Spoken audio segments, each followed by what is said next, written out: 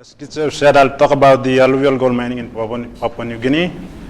It's currently a topic in our country at the moment because of the rise in gold price, I guess. But before I go on to that, just a little bit of background, how I get to know ReSToRE, and I'm in ReSToRE 1 and now here at ReSToRE 2. So basically, after completing university, I was hoping I would work in a large, in a mining operation in Papua New Guinea. But when I completed university, there was a downside of the mining industry. So I have to stay back at the university and studied on some volcanic products from Tefra. I think it was from the Marum research boat. Sone Cruise, if Mark would know about that, from Mr. Professor Motadi. He's a professor in Marum. So I looked at those Tefra products, deep water sediments, just to trace Tefra, because in Papua New Guinea we have a lot of volcanoes. After that, when I completed that, I went on to do a master's program in Japan, still on volcanoes. So I was looking at a popular volcano in Papua New Guinea, it's Wau. So when I get back from Japan after the master's program, I went back to the University of Papua New Guinea. So I was luckily enough to join it's a European Union funded project headquartered in Fiji, but they're looking at the building safety and resilience in the Pacific. So I was, during that time, I was shortly employed with the South Pacific community. So I came to ReSToRE 1. That's when I came to ReSToRE 1, so just before COVID. So I went back, COVID came in. After COVID, or during COVID in 2021, I moved to this place. So I joined the Mineral Resource Authority as the resource geologist. I thought I would join the safety aspect based in Port Moresby, which is our headquarters, but they sent me to this place. This is Wau. This is where I am currently. This is the building that I am working at. But this side, this is a 10 years old mining training center built by, funded by European Union. So they did support the sector as well. In terms of the small scale mining training. So what we do basically here is we take in students to train them to go back and work in their own alluvial district, which we will talk about. And basically in this place is 100-year gold mining, has 100-year gold mining history. Gold mining was formally established in this place, and you can see this building. This building is as old as the trees. I mean, not the trees, but that mountain at the back, I guess. So this is the headquarters where it was built just after World War II, and it's still there. We are still using it. Maybe they'll rebuild it soon. So I'll talk about this 100 years gold mining, how we transition, how it changes, and what we are doing currently. I won't talk about research. I'm not doing research. I'll basically talk about the real-time experience that I do every day, just to help those miners move from their manual labor operations, which they do use a lot of mercury. So we're trying to remove that and move away to a bit of mechanized operation. So this is Papua New Guinea. In case we don't know, so Australasia, we are just north of it. On the east side, the west side is the Irian Jaya part of the Indonesia. So to get there, it took me 24 hours to get to Ireland. So basically, we will look at this place. Where I'm based now is this place. Port Moresby is here. So we only have two office based. That quarter is here, and I'm the only, not I'm the only one, but the only branch we have is here. So we have to look after all these places to monitor these activities. It's quite a big challenge.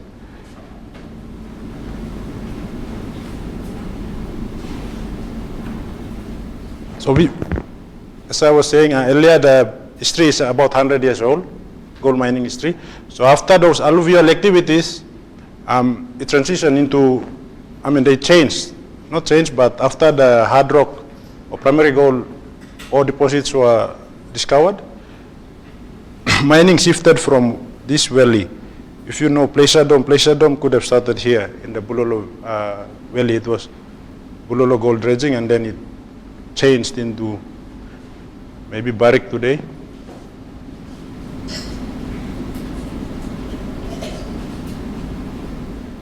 So why we want to move from this manual operations into more mechanized operations is because to make it easier for monitoring. This one, you see, if you go right now and tell this guy to move away, he will, he won't like it. So what we are doing is we are encouraging them to get licenses and develop their area. There's gold under this. This is the Bulolo River that is heavily rich with alluvial and rich with alluvial gold. So it was dredged before at this spot, but the dredging was, the technology back then, it was only to some certain depths, but these alluvial sediments are quite thick. So to Bulolo, to this guy, when the gold dredging was happening, they moved in a lot of people from outside those, not local people. They were outside somewhere away from the Bulolo area. So they came in as workers. So now they are there. 100 years on, they are still there, and they are still working on those rivers. So when I joined the MRA, we were looking at ways where we can help these people, because if we continue, there's that pressure from the mercury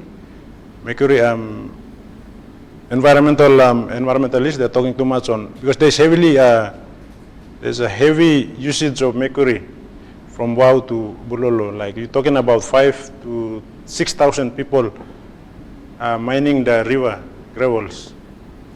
So they don't handle mercury properly. So we're trying to encourage them to at least get those, see us, get the license, and you develop it systematically using machines. Because we see that with the use of machines, it can be monitored properly, so we know it's a few you can control, you can monitor this type of operation than this one. It's quite a challenge with this.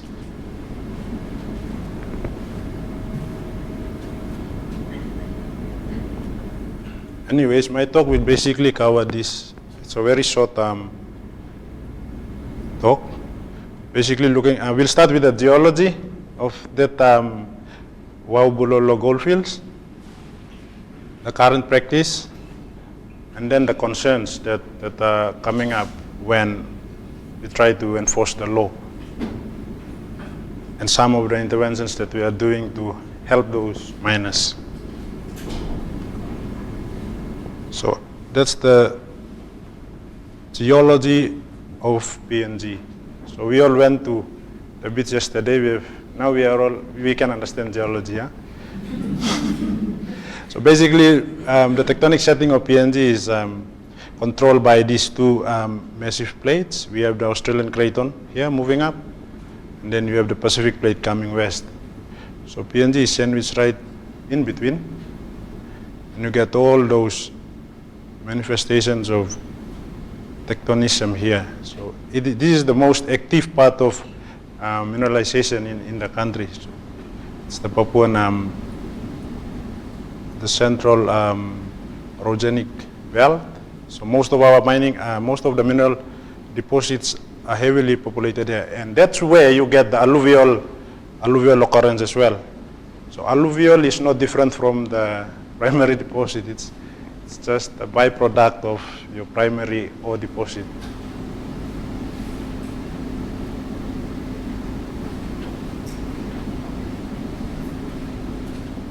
This is just a current map of Papua New Guinea showing our current tenements that we have. So you can see all those yellow ones. These are exploration licenses. These are advanced exploration projects, and you can see those X in yellow, they are the current mining operations. We have Tedi up here. On the west, you would have the Grassberg mine, operated by, I think, Freeport.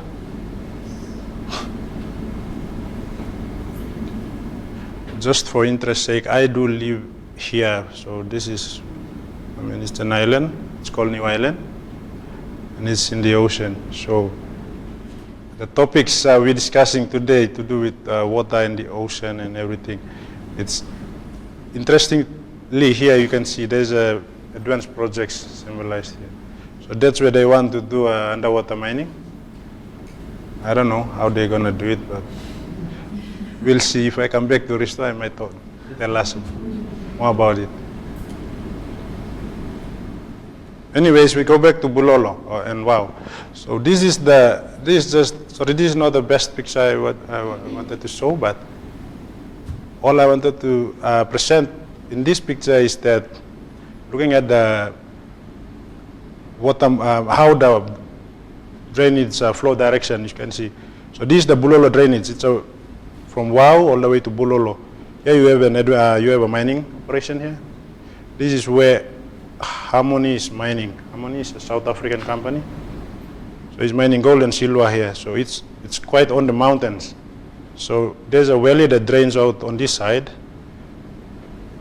And also we have next to it, or just over here, you have the exploration license. So in my very first picture, I show you a mountain at the back of it's a mineralized mountain on the spot. So it's basically sourcing, it's basically acting as the source for those alluvial. So you get a lot of rains in PNG. That's why when the European early explorers went in, they discovered that they found gold just around here. And then they advanced up, and this was mined sometimes. But then in the 1930s, this was what they were doing. They were dredging the alluvial gold in this Bulolo drainage. So more on alluvial, sorry. So this is just showing us how that alluvial is derived from the primary deposits. So basically on a mountain setting like Wau and Bulolo, you have those mineralized mountains on top. And then you get heavy rains, weathering happens here. You have those tributaries or runoffs going downhill. Eventually they end up in a river, and it's transported right down to the valley. So this is where you get your alluvial deposits. Right in the valley, they accumulate a lot. So you can see that at the base, you have some when you're at the valley, like when it settled down, there's a lot of tectonic activities in PNG, remember? So we try to reassemble those rocks. So most of the time we get a graded bedding at the base, but it's a bit chaotic when you come up. So the interest is to mine. What we are trying to encourage those people to do mechanical aid operations is to at least get down to this bottom, because they're doing a lot of surface mining up there, just dealing with the fines. That's when a lot of mercury is involved. Separate the fines from the black sands and stuff. But here you get Cosa gold particles, and it's quite you involve less mercury here with this gold. You can bring them direct to smelting.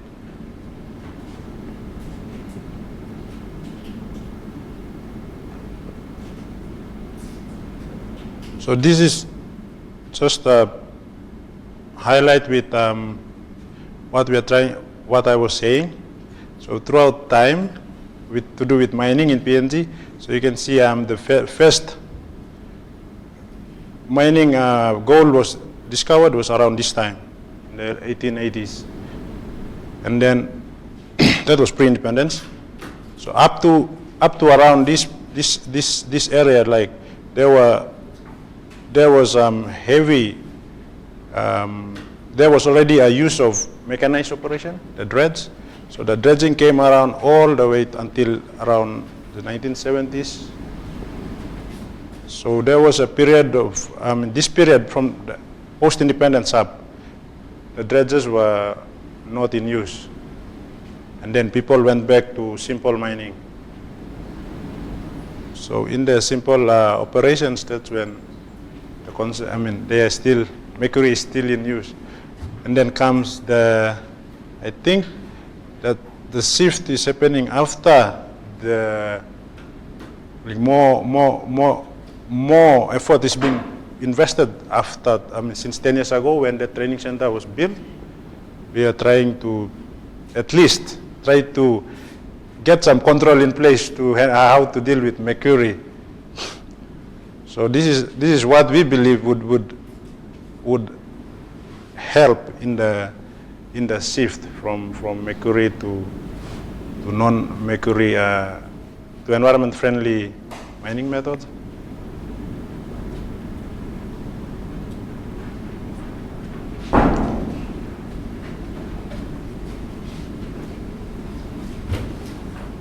So these are more pictures showing the changes of activities with time on the previous slide. So basically what you see here is the buckets that were used by this Bulolo Gold Dredging Limited back then. So they didn't, the technology was okay, the area was virgin, no activity, so they went in, this was okay with them. They got some good gold.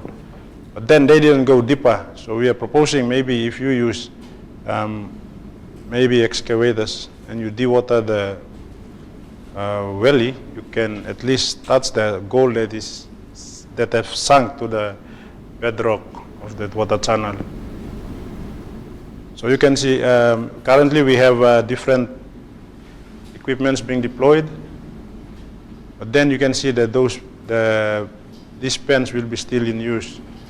But if we manage to get fully enforce the law for people at least to go deeper, I think this will limit these activities. We limit the chance of these people flocking the river channels and doing the unsafe practice of mining.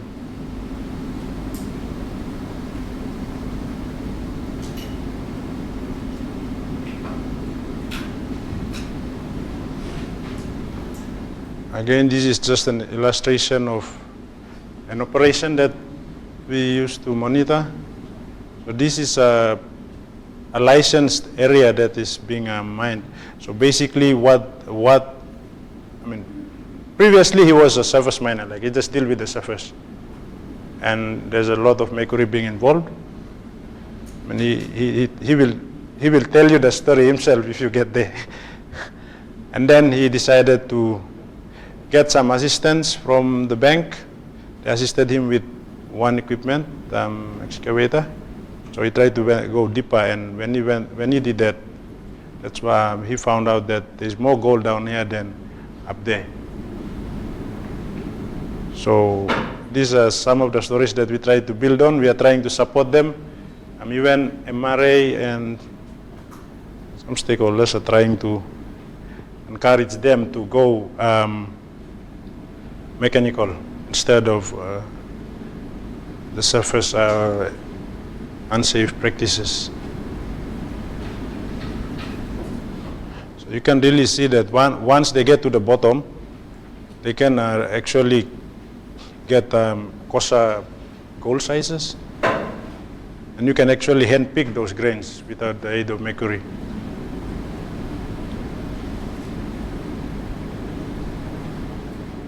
But then when we are giving license, there is always that concern that you as the regulator will get from the community. We are now moving from surface mining to going deeper. So what the challenge is with the communities is because all these places are work areas for those miners that were brought in earlier. They've been there 100 years, 4 generations. So how do we manage them? So they will come once you give. So this is an example from our portal, the map portal, or showing our tenements. Here you get this is actually the active license, just an example. And this is the photo of, it's just 2 weeks ago I was there. They're trying to deal with this people's concern. So what happens here was, you see this part of, this part is more like you have these stockpiles being built. And this area was, they had a dam here. They built a dam just to use water to support the operation. So it's a mechanized operation. But then you have these other applications. These are applications, you see those unshaded lines, maps on the river. These are just applications that are being for local miners. They've applied for licenses. But this one is a granted tenement. And this is his operation. This is a photo of the operation that is happening here. So basically this area is the red part. So why I went there is because of this concern. There's the sediments that these guys have mined from this area, they've thrown it into this application area. That's the challenge that I'm faced with every day. Try to handle people's dissatisfaction of what we have, what they see as MRA have done it to them. But basically, when I went there, we told them these activities, the waste management is something to do with SEPA or the environment guys, because it's the environment guys that will give you the environment permit. But then the problem again is I am there, I don't have an environmentalist there. I tried my best to at least address environmental problem. So when this happens, like what the message is, I tried to talk to the license holder and his partner. So now I can control that. I can easily talk to them and tell them, you have gone outside your license area, you have to come back, you have to follow your environment plan. So work within your list. It's quite a challenge. Sometimes these areas are very small, they cannot have it. So we are hoping we'll get them to fully comply when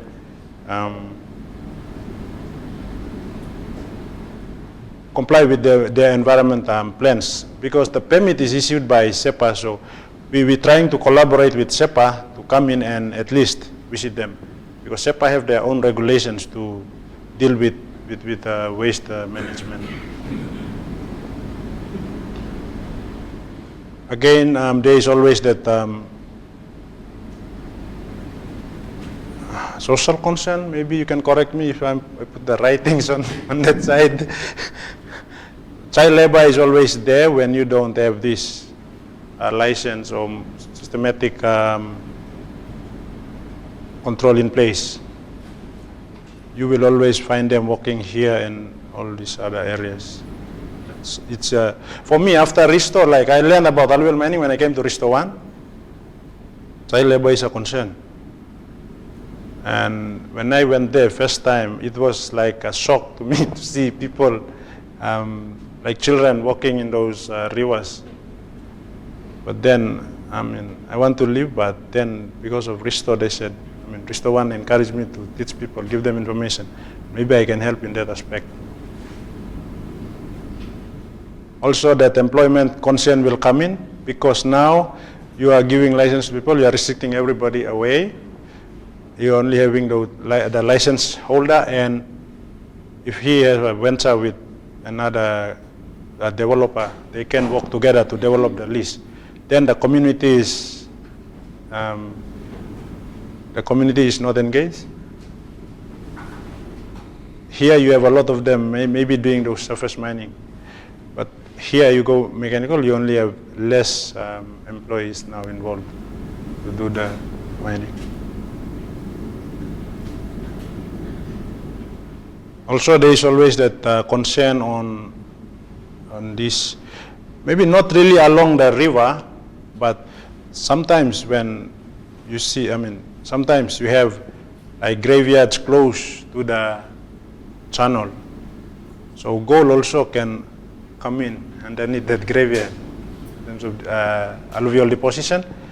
So it's a concern. Sometimes you get complaints coming in that, oh, that guy is mining into my grave yard or my garden.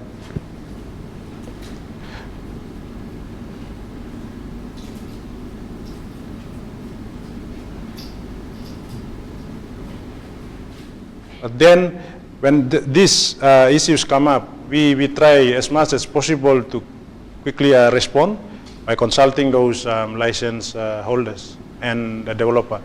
Check on how they are doing their mining. Are they complying with the...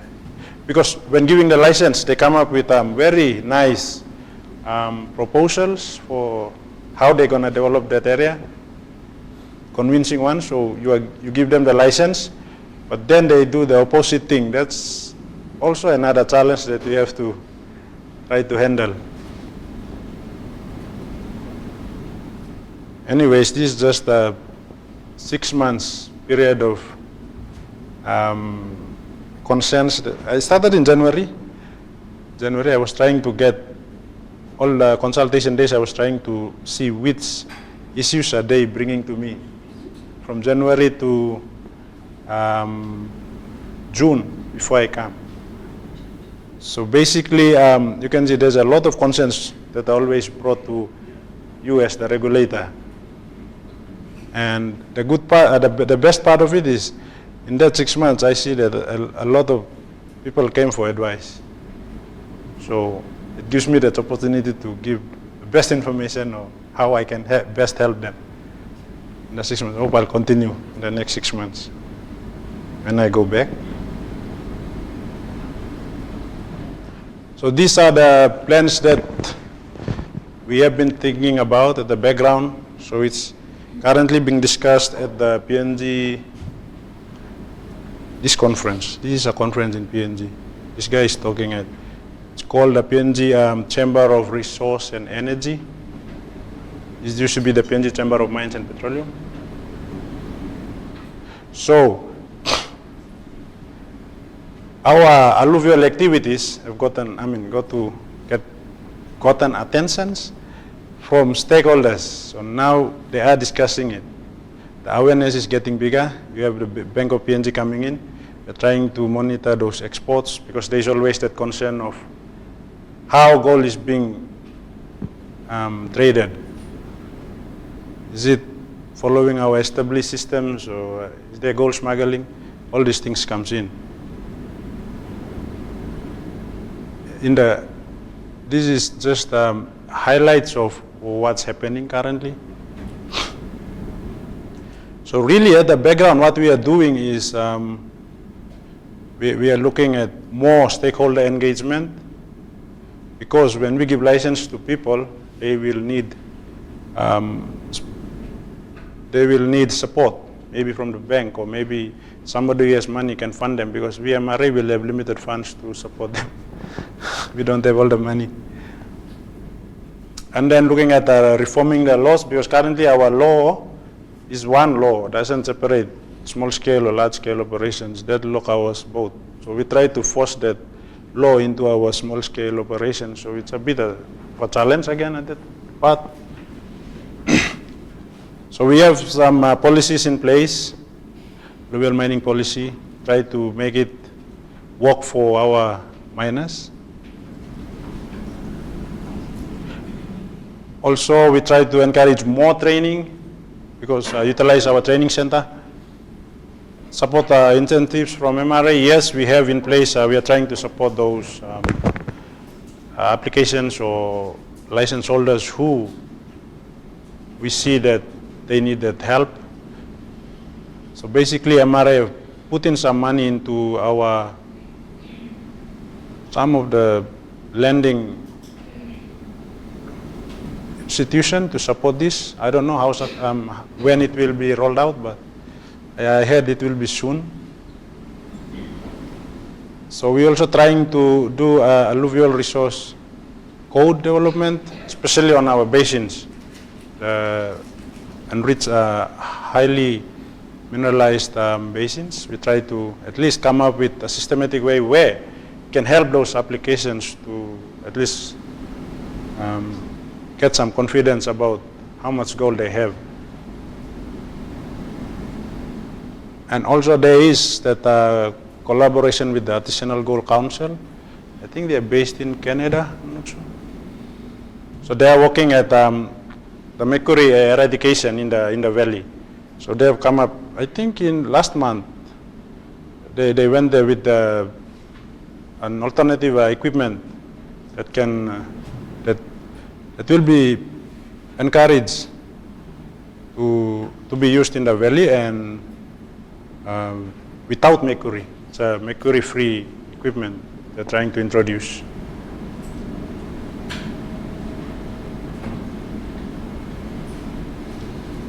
Oh, sorry. Arrived at the end.